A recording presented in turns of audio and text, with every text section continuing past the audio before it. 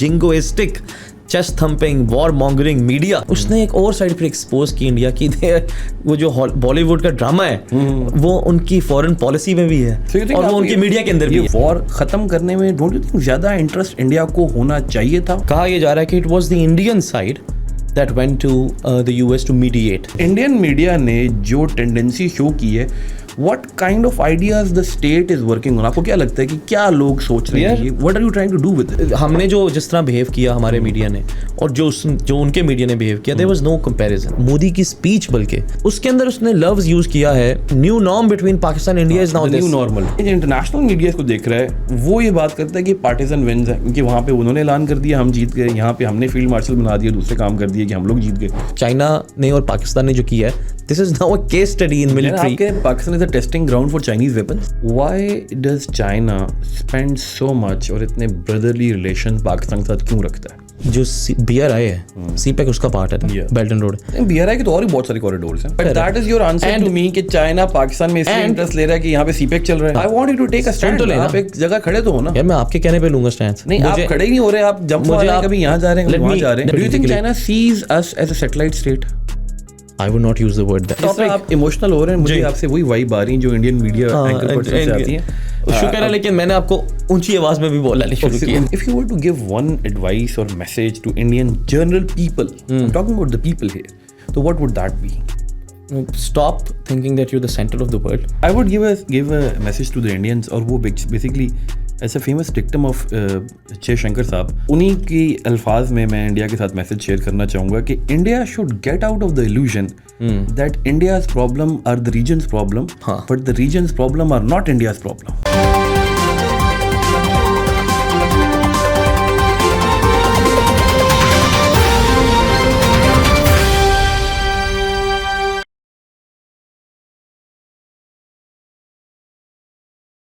Greetings and welcome to another episode of the WTI Talks.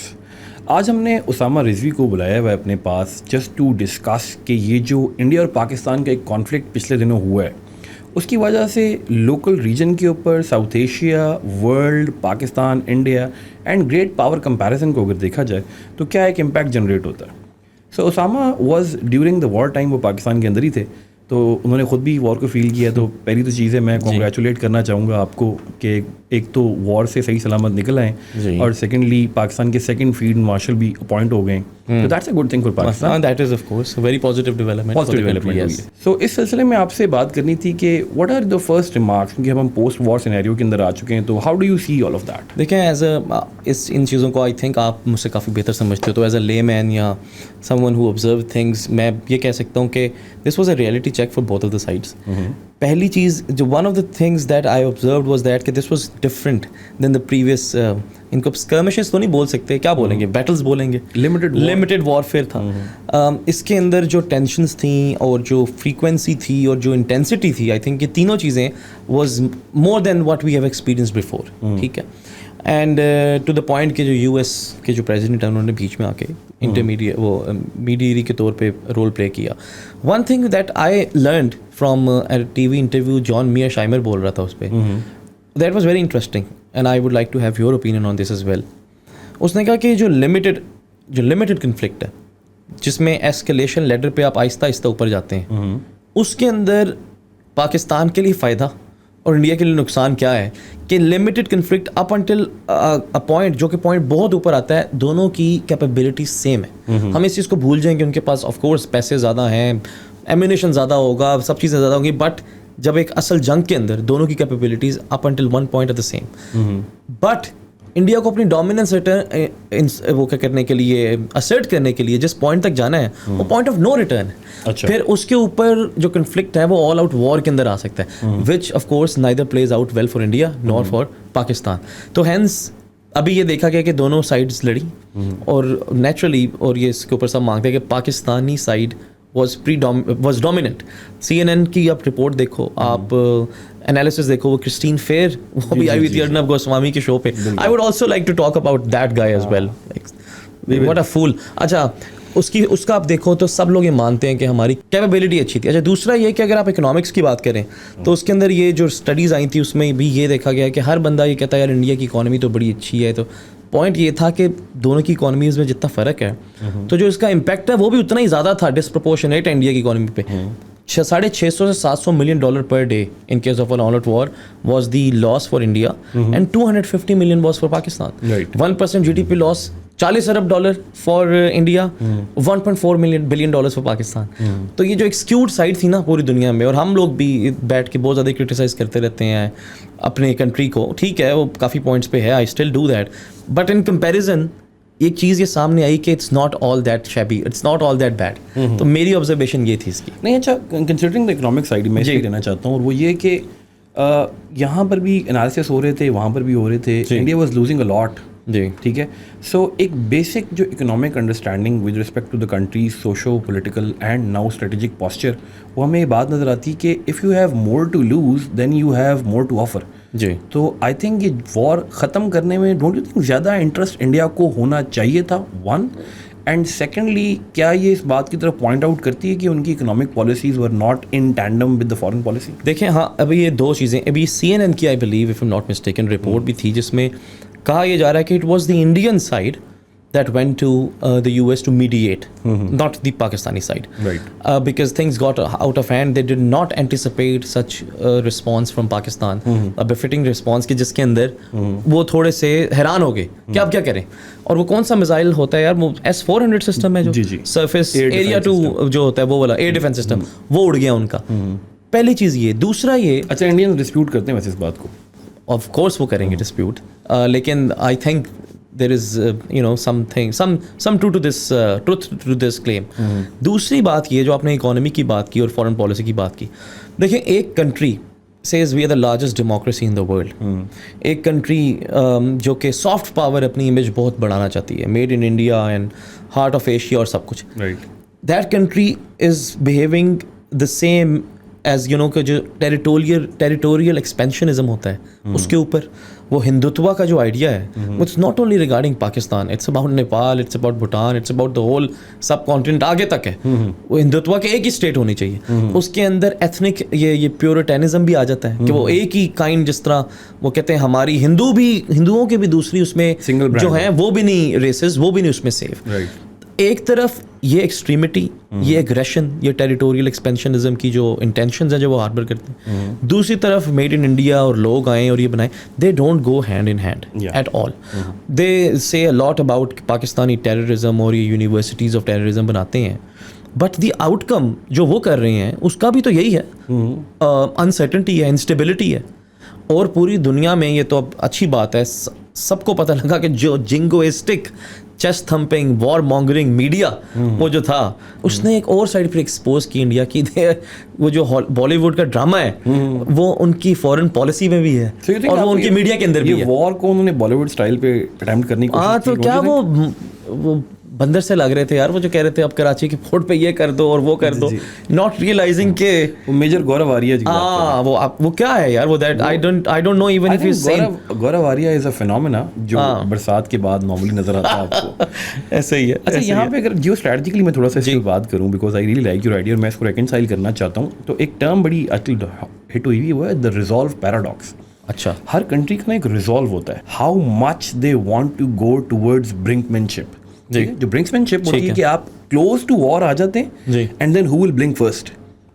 तो resolve paradox में you are testing the resolve of the other country.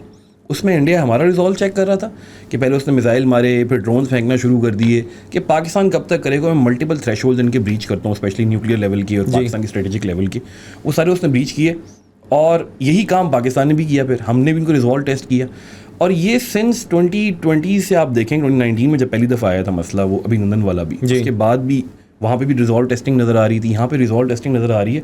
और इस पर एक interesting factor ये है कि ये दोनों कंट्रीज़ रिजॉल्व टेस्टिंग के अंदर पीछे हटने को तैयार नहीं है। तो जो आप पॉइंट ऑफ नो रिटर्न की बात कर रहे थे, वो that becomes a problem when both of them are not ready to de-escalate. Face saving के लिए then the third party has to come. अब यहाँ पे एक इंटरेस्टिंग है कि डी एस्केलेशन के हमारे पास 3 तरीके हैं, ठीक है, there are only 3 ways. Number 1 is dominance, कि एक कंट्री दूसरे को इतना धमका दे अपनी रिजॉल्व टेस्टिंग से कि वो वाला बंदा बैक डाउन कर दे, अच्छा बताओ भी क्या बात करना, let's talk on the table. Number 2 is mutual scaling down, कि दोनों को अंदाजा हो गया कि we are too far head now, और इससे आगे बहुत ज़्यादा बड़े लेवल पे मैसिव स्केल के नुकसान होना शुरू हो जाएंगे, तो वो खुद स्केल डाउन करना शुरू कर देते हैं. उसके लिए म्यूचुअल नेगोशिएशन होनी चाहिए. ठीक है. अब पाकिस्तान और इंडिया के अंदर ये दोनों केसेस काम नहीं कर सकते. एक तो हम ये नहीं कर सकते कि हम डोमिनेंस उनकी मान लें, ना वो हमारी मानेंगे. बैलेंस ऑफ पावर है. एग्जैक्टली. सेकंड लेवल के ऊपर म्यूचुअल लेवल पे बात करना है, कोई सिस्टम ही नहीं है, हमारी कोई हॉटलाइन इस्टेब्लिश नहीं है जिस पे हम बातचीत कर सकें. So there comes the third element, और वो है पार्टिजन विंस. ये भी बड़ी इंटरेस्टिंग टर्म आपको लगेगी कि पार्टिजन विंस होती है, कि वहां पर ऐलान कर दिया जाए कि वो जंग जीत गए, यहाँ पे ऐलान कर दिया जाएगा ये जंग जीत, जो अभी हुआ है. ठीक है. सो अभी हम पाकिस्तान में बैठ के तो ये बात कर रहे हैं कि हम जंग जीत गए, which seems quite plausible as well. लेकिन जो इंटरनेशनल मीडिया इसको देख रहा है वो ये बात करता है कि पार्टिजन विंस है, क्योंकि वहाँ पे उन्होंने ऐलान कर दिया हम जीत गए, यहाँ पे हमने फील्ड मार्शल बना दिया, दूसरे काम कर दिए कि हम लोग जीत गए. सो अब दोनों की आवाम भी ठंडी होगी और दोनों के नेशनल स्ट्रेटेजिक कल्चर्स भी सही डोमिनेट होकर नजर आ गए. लेकिन इसमें एक चीज़ तो हुई कि उनके जो अनरियलिस्टिक और एग्जैजरेटेड मीडिया का रोल है वो तो सामने आया है. ये तो आप नहीं कह सकते कि पार्टिजन विन. वो मेरा नेक्स्ट क्वेश्चन था आपसे. अच्छा, मतलब वो हमने जो जिस तरह बिहेव किया हमारे मीडिया ने और जो उनके मीडिया ने बिहेव किया, देयर वाज नो कंपैरिजन. उनके आप वो विजुअल्स देखें, वो भी घटिया किस्म के CGI इफेक्ट्स, वो बॉम्ब्स गिरा रहे हैं, प्लेन्स जा रहे हैं, और जो उनकी क्लेम्स थी मतलब बॉर्डरिंग भी नहीं, वो वाकई प्रिपोस्टरस थी. मतलब वो लॉजिकल सी थी. अच्छा, मैं let me formulate the question ताकि हम उस एंगल से उसको देखें कि दुनिया में मल्टीपल कंट्रीज के medias are notorious for their like jingoistic tendencies and their over exaggeration. Let's call it over exaggeration. जैसे यूके का मीडिया स्पेशली स्पोर्ट्स में और फुटबॉल में बड़ा मशहूर है कि बहुत ओवर एग्जैजरेट कर देता है. पाकिस्तान का मीडिया थोड़ा बहुत एग्जैजरेट करता है. Actually I started respecting the media now. लेकिन इंडियन मीडिया ने जो टेंडेंसी शो की है, what kind of ideas the state is working on? आपको क्या लगता है कि क्या लोग सोच रहे हैं? What are you trying to do with this? मुझे वो इंडिया की स्टेट और वो ये जो अर्नब गोस्वामी और इस तरह के जो पैनल होता है, इनके कलर स्कीम से लेके जो उनके बॉडी लैंग्वेजेस और वो जो कंटेंट बोल रहे होते हैं, और वो जिस तरह लिटरली बुली सॉर्ट ऑफ कर रहे होते हैं, कोई गेस्ट भी आए उसको भी. Very good word. And Christine Fair sort of walked, नहीं सॉर्ट ऑफ नहीं, she walked away from, and she later tweeted कि I walked away because I had better things to do with my time than be. मुझे वो अब इसके लिए word क्या use हो सकता है, एक जिस तरह वो big brother sort of state नहीं है. मतलब उसमें रिपब्लिक टीवी है, वो बिलीव है, जो सभी टीवी है, तो खाली एक टीवी नहीं, सारे मीडिया चैनल्स जो हैं उसके अंदर वो they are toeing a certain point, peddling a certain perspective, वो ये करी जा रहे हैं विदाउट कोई उसकी जो लॉजिकल या रियलिस्टिक बेसिस के अलावा. नहीं तो डिसेंट के एलिमेंट को नजर नहीं आता. इवन पाकिस्तान में भी आपको बड़ी सफिशिएंट अमाउंट ऑफ डिसेंट नजर आता है. हाँ, उधर नहीं, मैं यही तो कह रहा हूँ. आई थिंक जो अभी करंट पॉलिटिकल पार्टी है उधर, उसका होल्ड, स्ट्रॉन्ग होल्ड इतना ज्यादा है. अच्छा, हम इधर कहते रहते हैं, असल तो फिर वो नजर उधर आया. वही आपके लिए बात है, I have started to respect media. उसके अंदर आपने कोई देखा कोई उसको क्वेश्चन भी कर रहा हो? बिल्कुल भी नहीं. सिमिलरली अब लोगों ने जो कंपैरिजन्स ड्रॉ किए हैं वो ठीक किए हैं, जो इजराइल के साथ ड्रॉ किए हैं इंडिया के, both in terms of their propaganda और उनका एग्रेशन. वो दोनों, वो लगता है वो the page has been taken out by from the playbook of Israel, right, which is strange, and this was not this should not be a point of concern or surprise, because Israel is the largest provider or one of the largest provider of weapons to India, and I believe कि काफ़ी ज़्यादा जो इस वक्त इस जंग में भी यूज़ की गई थी weaponry, that was Israeli drones. हाँ, तो आई थिंक वंस अगेन मेरा ये क्वेश्चन होता है कि ठीक है वो बहुत बड़ी इकॉनमी है, that is also a separate thing that we can debate कि वो इकॉनमी बड़ी, पर कैपिटा GDP जिस तरह आप भी मुझे बता रहे थे, उसका डिफरेंस से ज़्यादा है या just by the sheer number of people ज़्यादा है. You know, you have to see this thing. Poverty levels उतने हैं जितने और इतनी बड़ी इकोनॉमीज के हैं कि नहीं. सो आई डोंट थिंक कि both of these things reconcile there, and I think there should be some political changes there, because तभी कोई दोबारा रिकंसिलिएशन भी हो सकती है. अदरवाइज मोदी की स्पीच बल्कि जो राइट आफ्टर उसने की है वो आपने सुनी भी होगी, उसके अंदर उसने लव्स यूज़ किया है, और आप इसके ऊपर ज़्यादा अच्छी डिबेट कर सकते हो कि new norm between Pakistan India is now new normal. हाँ, the new normal is this कि अगर कुछ होगा तो we will strike. It is an highly dangerous thing to say, specifically between two nuclear armed countries.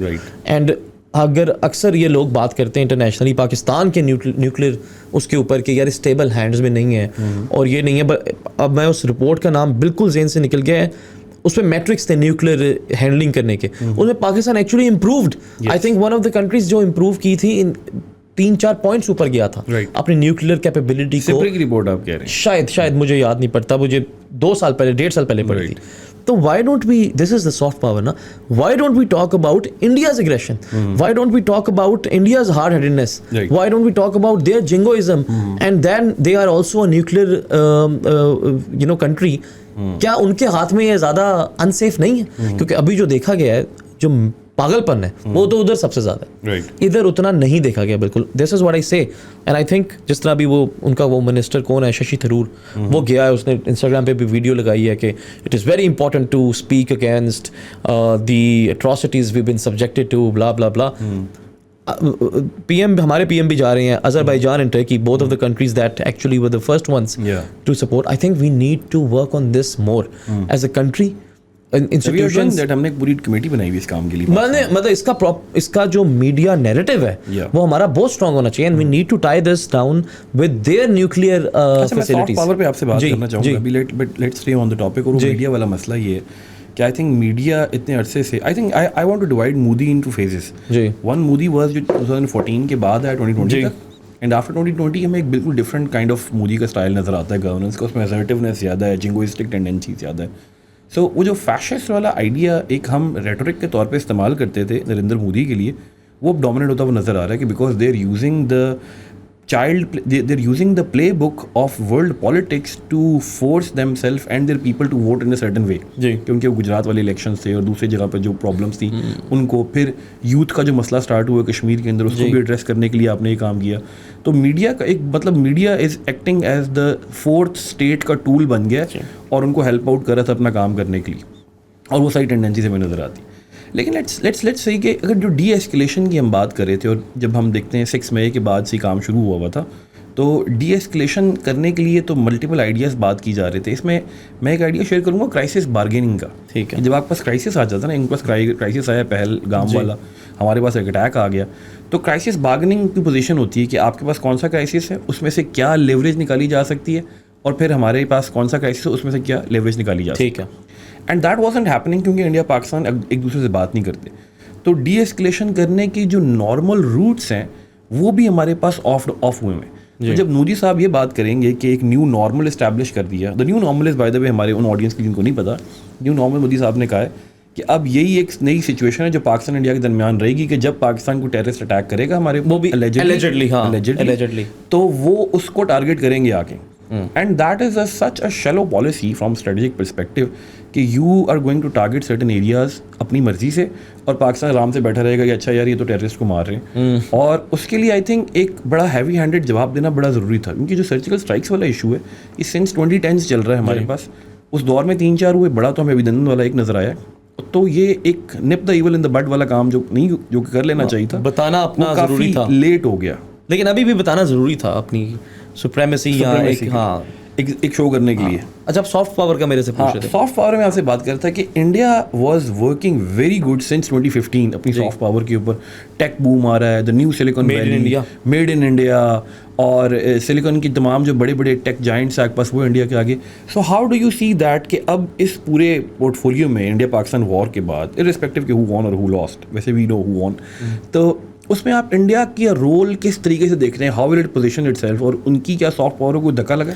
मतलब देखो, अभी शॉर्ट टर्म में तो कुछ नहीं हुआ ऐसा, बट इसका आंसर 2 तरफ जा सकता है। अगर आप करंटली दुनिया को देखें ना, जो हम देखते हैं, the world is highly polarised right now, ठीक है, and the basis of this polarisation is are the following. First, we have seen कि जो ग्रीन फील्ड इन्वेस्टमेंट होती है या इन्वेस्टमेंट होती है normally FDI, it has been going into countries on the basis of who voted for and against Russia.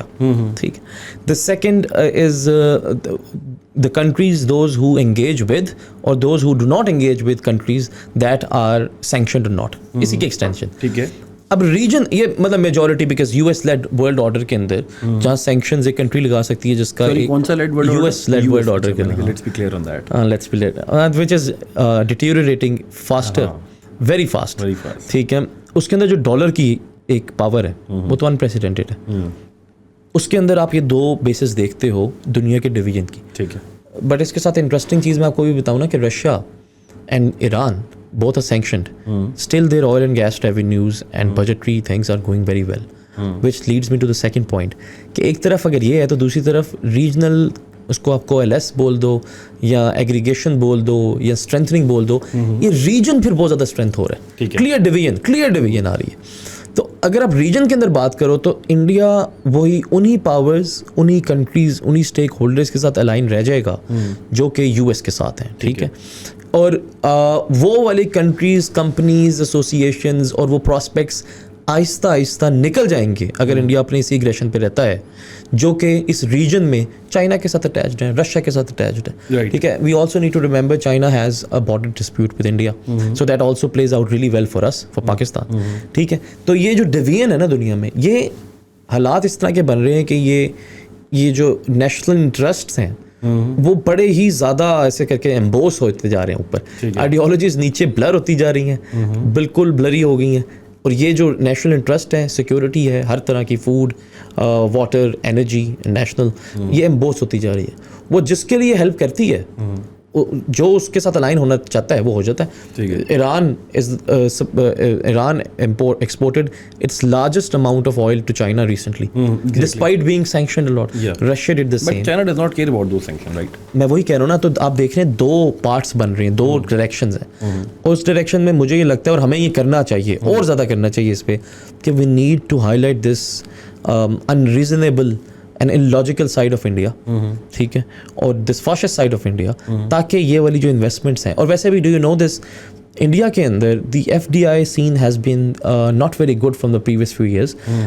I believe अभी 15 साल lowest point पर उनकी FDI गई थी रिसेंटली, और in the first 5 months of 2025 कुछ $16.5 billion have exited from India, ठीक है। तो ये ऑलरेडी कोई बहुत अच्छा नहीं जा रहा, मैं आपको ये बताना चाहता हूँ। And then they have their own issues as well. The more we highlight this side of India, जो कि लोगों को नहीं पता, और वो है, हमें झूठ बोलने की जरूरत नहीं है। ये है उधर, आपको वो विजिलेंटेस नहीं है, काओ विजिलेंटेस, उधर अभी क्या हो रहा है, जो शॉप्स हैं मुसलमानों की दूसरों पे, और TRT world, look at it, TRT world, look at Al Jazeera, both are doing wonderful job. ये रियलिटी है ना, उस रियलिटी को सिर्फ हाईलाइट करने की जरूरत है। Marketing, Meta narrative. So when it happens, the countries that side with this part of the world, they will probably exit. The countries that side with that part of the world, वो उधर ही रहेंगे। But don't you think कि India की एक duality of policy नजर आती है हमें यहाँ पर, जब वो पाकिस्तान के साथ डील कर रहा होता है तो किसी और एंगल से करता है, जब वो रेस्ट ऑफ द वर्ल्ड साथ करता है किसी और तरीके से करता है। Of course, I have a question here, और वो ये कि जब वो दुनिया के साथ डील कर रहा है तो एक बड़ा स्ट्रॉन्ग, लिबरल, सेक्युलर एक वो पर्सपेक्टिव पोर्ट्रे कर रहा है, जबकि हमारे पास जो प्रोजेक्शन है वो ये वाली जो आप बात कर रहे हैं। तो do you think it's going to help India, क्योंकि वो सिर्फ हमारे साथ ऐसे है, बाकी डिफरेंट लोगों के साथ डिफरेंट है। मतलब for how long can you pretend? First thing, आप देखो, अभी I was speaking to a student last night in Harvard, ही जो मैं यूएस की आप बात कर रहे हो, US is also a democracy और ये सारा, तो उनके स्टूडेंट वीज़ास कैंसिल हो चुके हैं। वो जो फंडिंग बंद कर दी, वो तो खैर पहला एपिसोड था ना, फंडिंग बंद कर दी, फिर और मजीद बंद की। अब तो उन्होंने उनका SEVP, student exchange and visa program जो होता है वो कैंसिल कर दिया, जिसके तहत स्टूडेंट्स एनरोल होते हैं, international students. The students that were enrolled there, their visas have been cancelled, so they spent millions of rupees जो सेल्फ फंडिंग पे थे। 62% आई बिलीव हार्वर्ड के स्टूडेंट्स आर फॉरेनर्स, ठीक है। उनका वीज़ा कैंसिल कर दिया। पीपल दे टेक्स्ट के अंदर जो राइटिंग आती है कि सो कॉल्ड डेमोक्रेसी, और अब देखो क्या हो रहा है। तो दीज थिंग्स आर, मतलब पीछे तो नहीं रहती। द इकोनॉमिस्ट मैगजीन ने अभी चार्ट भी आया था जिसमें लिखा हुआ है, डिक्लाइन है, कि साइंटिस्ट जो हैं वो नेगेटिव था अमेरिका की तरफ, बाकी सब कंट्रीज में पॉजिटिव थे, exiting. Second, Chinese universities are wooing, ये टाइटल था, wooing western scientists. Obviously, because अगर एक कंट्री में इस तरह की अनसेट वापस आ जाएंगे, मैं ये नहीं कह रहा कि this is a for ever change, but ये कब से चल रहा है?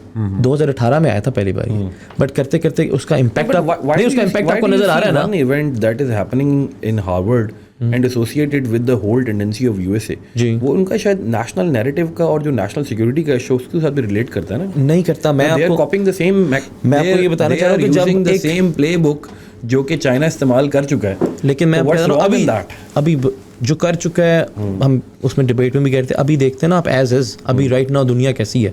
प्रोटेक्शनिज्म, अभी हम लेक्चर देते हैं जो protectionism used to work really well in 1950s 60s, but अभी बात करनी है नहीं करता, क्योंकि इंटीग्रेटेड इकोनॉमी। सिमिलरली, मैं आपने जो मेरे से सवाल पूछा ना कि इंडिया कितनी देर तक दूसरों के लिए एक दूसरा तरीका है, हमारे लिए दूसरा, बट मैं कह रहा हूँ ये एक्सपोज हो जाता है. Similarly as the US is being expose, and if you say यार ओसामा इसका इफेक्ट क्या आ रहा है, इम्पैक्ट ये मैं आ रहा हूँ. जो वो कहते हैं जो the super power of US, it attracts the brains of the world, that is now going elsewhere. Right, मतलब इम्पैक्ट आना शुरू तो हुआ है. तो हम ऐसे नहीं कह सकते कि इस सिस्टम के अंदर आप जो मर्जी करी जाएं तो they won't be any implications. So if India persist on this path of aggression, there will be implications. अच्छा, इसका मैं एक पाकिस्तान के पर्सपेक्टिव से एक आइडिया देखता हूँ, और वो ये है कि सिंस 2010 के बाद से इंडिया और पाकिस्तान के जो पावर पोर्टफोलियोज थे वो बड़े डिफरेंट ट्रेजेक्टरीज के ऊपर थे. ठीक है. और if you are greater in power और you are below in power, तो आपको उसको टेस्ट करना पड़ता. ठीक है. ठीक है, वो जो हम रिजॉल्व पैराडॉक्स की बात भी कर रहे हैं. ठीक है. सो वो टेस्टिंग 10 में जब 2010 के अंदर हो रही थी, 2016 में, 17 में, और उसके बाद 2019 में जाके हुई, तो इंडिया स्टार्टेड शायद गेटिंग द आइडिया कि you are better in air warfare, और जो दूसरे टेरिटोरियल वॉरफेयर उसमें हम बेहतर होते जा रहे हैं. और उसने ना एक कोशिश की है जिसके लिए लफ्ज़ यूज़ होता है, द री establishment of deterrence after 2019. What they did was कि दे ट्राई टू फोकस कि हमारा एक पायलट पकड़ा गया, तो जो इंटरनेशनली हमें एक टारगेट किया जा रहा है कि शायद we are weak, this is the right time to reestablish the deterrence paradox. अब ये डिटरेंस पॉलिटिकल डोमेन पर भी है, स्ट्रेटेजिक डोमेन पर भी है, और कुछ न्यूक्लियर डोमेन के अंदर भी आती है कि वो डिटरेंस इस्टेब्लिश करे. और वो डिटरेंस इस्टेब्लिश नहीं हो पाई, एंड दैट एक्चुअली बैकफायर्ड. अब यहाँ पे because you have always been an avid supporter of China, एक बहुत बड़ी एक कॉन्स्पिरेसी थ्योरी कह लें या अंडर द हुड एक बात चल रही है कि Chinese weaponries and China have been very much involve. जबकि चाइना का जो हम स्टाइल देखें, मैं फॉरेन अफेयर्स का आर्टिकल भी देख रहा था, उसमें उन्होंने बात की कि चाइना का स्टांस बड़ा ही अजीब सा है, क्योंकि उन्होंने अंडर द हुड शायद पाकिस्तान की बड़ी सपोर्ट की है, लेकिन ओवरऑल पब्लिकली को बहुत बड़े बड़े दावे नहीं किए. लेकिन उसमें आप एक मीडिया में प्रोफाइल देख सकते हैं कि जो चाइनीज़ प्रोफेसर थे मल्टीपल यूनिवर्सिटीज़ के, वो पूरी दुनिया में बहुत ज़्यादा प्रमोट करे थे पाकिस्तान को. अभी रिसेंटली भी आया है, लेकिन गवर्नमेंटल लेवल पर नहीं हुआ ये बात. जी, तो ये एक तो इस डायकोटमी के बारे में बताया कि पब्लिकली बड़ी सपोर्ट मिली है लेकिन गवर्नमेंटली नहीं की, एंड सेकेंडली कि उनकी जो इम्पैक्ट है, वॉज इट डिफाइनिंग फैक्टर था कोई? देखें, जो चाइना की आपने बात की है, as a state, as a country, I believe वो वही पॉलिसी, फॉरेन पॉलिसी अपनाना चाहते हैं जिसमें वो अलाइंड है सबके साथ. ठीक है. और ये कोई हमने नई चीज़ नहीं देखी. मतलब कोई भी मुल्क, but let's be realistic, national nuclear supply group, जब भी उसकी बात हुई है इंडिया की उसका पार्ट बनने की, तो China was the one that has used actually United state security council में चाइना ने हमारी बड़ी बार हेल्प की है. अब वो किसी भी बयान से ज़्यादा स्ट्रॉन्ग है. Action speaks louder than words. दूसरा ये कि ये भी एक स्ट्रेटजी का पार्ट होता है कि as a country, as a state, you not being so explicit in what sides are you taking, but जो आपके वो हैं आपके जो स्टेक होल्डर्स हैं, डिफरेंट प्रोफेसर्स हैं. उसमें एक प्रोफेसर बड़ा मशहूर है जो आता रहता है हर चैनल पे, अभी TRT वर्ल्ड पे भी आया हुआ था. तो they are speaking good about you, they are supporting you, which is a good strategy, because I believe because China harbours the intentions of governing at least the eastern hemisphere, उसके अंदर रखना चाहता है. तो it doesn't want to appear bias. मतलब मेरी एक understanding ये कहती है, आई कैन बी रॉन्ग. दूसरा आपने पॉइंट पूछा चाइनीज वेपनरी का, वो भी once again we have not seen, this is not the first time China has done it. वैसे भी करता रहता है. कुछ चीज़ें हमारे सामने आती हैं, कुछ चीज़ें नहीं आती. We also know that of every, अगर आप if you use a drone, 7 out of 10 drones are made by one Chinese company, DJI. ठीक है, उसकी प्रीपॉन्डरेंस इतनी ज़्यादा है उसके अंदर. एरोप्लेन्स के बारे में भी एक्चुअली अब ये इसके ऊपर आर्टिकल्स आए, और ये उनकी जो इंस्टीट्यूशंस थी, CFR और भी CSIS, मैं उसका नाम फुल भूल गया हूँ, उन लोगों ने कहा कि this is now a case study कि कैसे आपने अपने वेपन्स को टेस्टिंग करनी है. चाइना ने और पाकिस्तान ने जो किया है, this is now a case study in military. आपके Pakistan is a testing ground for Chinese weapons? नहीं, हम लोग उनको हेल्प कर रहे हैं, उन्होंने हमें हेल्प किया. नहीं, you have exactly said it कि Pakistan is a testing ground. Please यार, हम पाकिस्तान को जरूरत थी वेपन्स के लिए. नहीं, हम नहीं है, लेकिन रेसिप्रोसिटी तो है ना. हमने उनको हेल्प की, उन्होंने हमें हेल्प की. We tested the weapons and we. So you're comfortable with the approach के Pakistan should be testing ground for China? I'm comfortable. Great powers के underbelly में रह के आप ये काम अफोर्ड करना चाह रहे हैं? मैं कहता हूँ कि किसी एक ग्रेट पावर के अंडरबेली में तो अपने आना ही आना. Let it be China. So you want that कि हम उस अंडरबेली में रहे? Of course, 190% यार.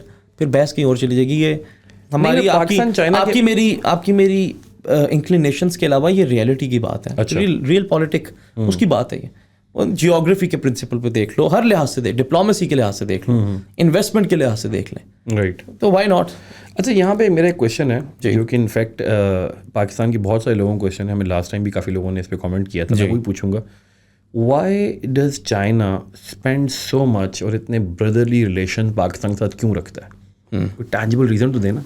We're not a very economically developed country. अच्छा, it's a very We're not a social paradise. strange question in हम that geopolitically को बड़े strong नहीं है उनके लिए, तो why is that कि वो consistently feel करते हैं कि they should help us in including this war as well? देखें कि जो BRI है, CPEC उसका पार्ट है ना, बेल्ट एंड रोड। BRI के तो और भी बहुत सारे कॉरिडोर्स हैं। तो you have answered my question. तो it's not the only Pakistan जिसमें उनकी इन्वेस्टमेंट है। So 6 corridors, right? उनमें से 2 inactive, 4 very active. And the future of CPEC, actually, we can discuss it some other day. But otherwise, we are not the only one जो China invest कर But रहा है। that is your answer to me कि China Pakistan में इसलिए interest ले रहा है कि यहाँ पे सीपेक चल रहा है। नहीं, मैं कह रहा हूँ खाली पाकिस्तान चाइना से पाकिस्तान में इंटरेस्ट नहीं ले रहा, अक्रॉस द रीजन ले रहा है। आपको पता है, इस चीज़ का पता होगा, nothing special है। Largest trading partner of China. I want you to take a stand। तो आप एक जगह खड़े तो हो ना। यार मैं आपके कहने पे लूंगा स्टैंड। नहीं, आप खड़े ही नहीं हो रहे, आप जंप मार रहे हैं, कभी यहाँ जा रहे हैं, कभी वहाँ जा रहे हैं। Let me finish. या तो बताएंगे इकोनॉमिकली सीपेक कितना वायबल है कि नहीं, लेट मी फिनिश। मैं नहीं कह रहा, मेरी तो यार वो फिर आप कह रहे सबके साथ कर रहे हैं। हमारी तो पॉडकास्ट सीरीज है, वो सब बिलाल के साथ की है जी। उसमें तो we are saying the exact opposite. CPEC का मैंने कोई बहुत ज्यादा पॉजिटिव उसमें रिव्यू नहीं किया, उसको डीकंस्ट्रक्ट किया। पहली चीज, लेट मी फिनिश। तो जो चाइना का largest trading partner is ASEAN countries, right. $975 billion trade.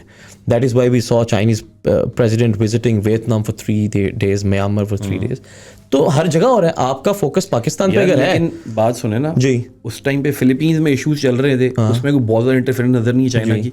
ठीक है, बर्मा में क्राइसिस चल रहा था, बांग्लादेश में क्राइसिस चल रहा था, उसमें कोई इंटरफेरेंस नहीं है। हमारे पास is a deterrence first of all geopolitically against India. पहले तो ये हम उसकी पेरिफेरी का पार्ट है, और इंडिया की पेरिफेरी को कम करने के लिए पाकिस्तान को जितना स्ट्रांग करेंगे उनके लिए फायदा है। Do you think China sees us as a satellite state?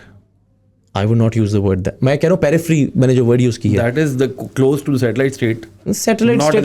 अभी भी 60-70 साल पुराने आइडियाज अगर आपको लगता है, मैं आपसे बहस इसमें नहीं कर सकता। अगर आपको satellite state, asking a very simple question. No, you don't. No. Okay. Periphery increase करने के लिए इंडिया के अगेंस्ट उनका फायदा है।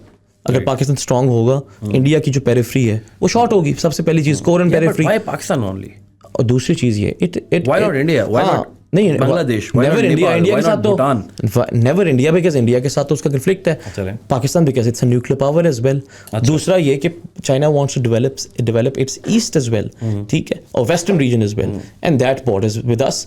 तो उधर से पाइपलाइंस लेके जाना, उसका इंफ्रास्ट्रक्चर बिल्ड करना, ये सारी की सारी एफर्ट्स वो जो मलाका डिलेमा वो चाइनीज के जो दिमाग में है, ये उसको रिजॉल्व करने की है। उसमें पाकिस्तान एक नोड है। आपको अगर लगता है कि सिर्फ पाकिस्तान ही है, तो I would advise you to read about all the 6 BRI corridors. मैं ये पॉइंट पे क्यों इतना ज़्यादा एग्जैजरेट कर रहा था, एम्फेसिस था मेरा, क्योंकि इंडियन मीडिया के अंदर स्पेशली जो आपके फेवरेट अर्नब गोस्वामी साहब हैं, उन्होंने ये बात की कि Pakistan is a colony of China, और वो East India company type words इस्तेमाल करते हैं। हाँ जी। And they are trying to say कि उनकी इस हद तक इन्वॉल्वमेंट है कॉलोनियल एंटिटी या न्यू कॉलोनियलिज्म वाली आइडिया।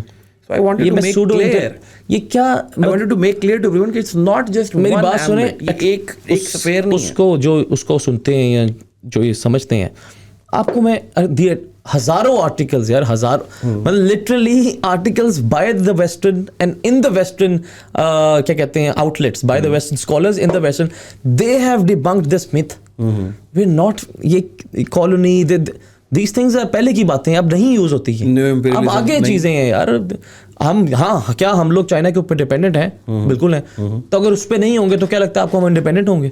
यूएस पे नहीं है राइट नाउ। योर बजट, ये बजट आपका बजट में कितना good and bad independence, it's the difference between good and bad independence and whom to align with.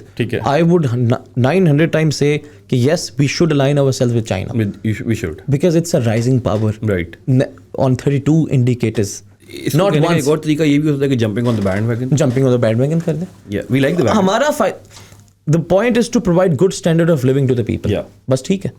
IMF के साथ 25th program, US के साथ क्या What has it given? It's a different topic. आप emotional हो रहे हैं, मुझे आपसे वही वाइब आ रही है जो इंडियन मीडिया एंकर पर्सन से आती है।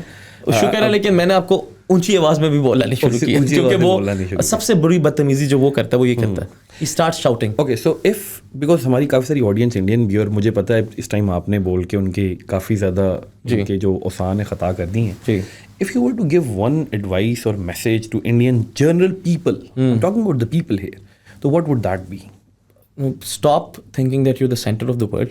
पहली चीज़, मतलब आपकी इंपॉर्टेंस है, बट दोस्त सब पूरी दुनिया में लोगों की इंपॉर्टेंस है. सेकंड ये कि don't engage in what is this, ये सुप्रेमेसी आपका जो कॉन्सेप्ट है, it's not going to take you very far. Be practical, look around the world, what is happening, and embrace the doctrine of realism. Realist रहें. ये जो बाकी सब चीज़ें हैं, ये they won't play it well for them. अच्छा, मैं भी I had many friends actually, and आपको पता है कि सब लोग एक पॉइंट पे आके ना, एक पॉइंट पे ऐसे मेरा we always use to get in conflict, because उनका वही है कि अगर आप फिर भी मिडिल ग्राउंड ले लोगे ना, वो कहेंगे मिडिल ग्राउंड कोई नहीं है, नहीं Kashmir should become our part, मतलब वाई. तो वो जो मिडिल ग्राउंड पे एक साइड तो आ जाती है यार, वो नहीं आती. हम भी अगर हम लम्स में ये क्या, हम इंडियन इवेंट्स को भी सेलिब्रेट कर रहे होते हैं, राइट, होली है जो भी. Have you ever seen them doing us? मतलब कभी नहीं. दे विल पोर्ट्रे अस, वो क्या सुरमा लगा के वो रख के किस तरह अदाब उसके साथ आपको पोर्ट्रे करते हैं. So it's pathetic. Okay I would give a message to the Indians, और वो बेसिकली ऐसा फेमस डिक्टम ऑफ जयशंकर साहब. वो मेरे ख्याल से जयशंकर साहब जो हैं जी आजकल काफ़ी स्क्रूटनी में हैं, और उन्हीं की अल्फाज में मैं इंडिया के साथ मैसेज शेयर करना चाहूँगा कि India should get out of the illusion that India's problem are the region's problem, but the region's problem are not India's problem. Very well said. ठीक है. चलिए, thank you very much Usama, it was very nice talking to you. इंशाल्लाह आपको दोबारा भी हम बुलाते रहेंगे. It's been a while अब तो. ठीक है. This is me Ehsan Tariq and Usama Rizvi signing off from World Times. Thank you.